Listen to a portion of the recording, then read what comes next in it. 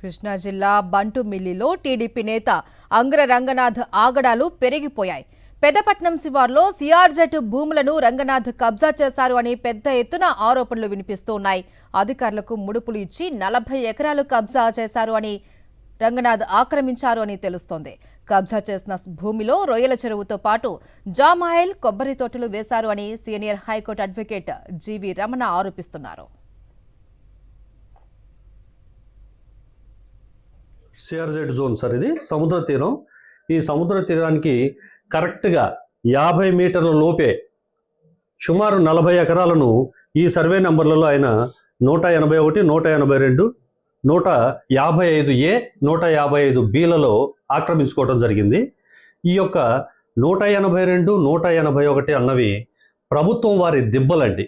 అంటే అక్కడ పెదపట్నం గ్రామంలో ఏదైతే గొల్లలు ఉన్నారో వాళ్ళు గొర్రెలు మేపుకోవడానికి వాటికి అని చెప్పేసి అక్కడ పచ్చిక బయళ్ల కోసం గవర్నమెంట్ వారు వదిలేసిన భూమిని వీరు పూర్తిగా ఆక్రమించేసుకున్నారు.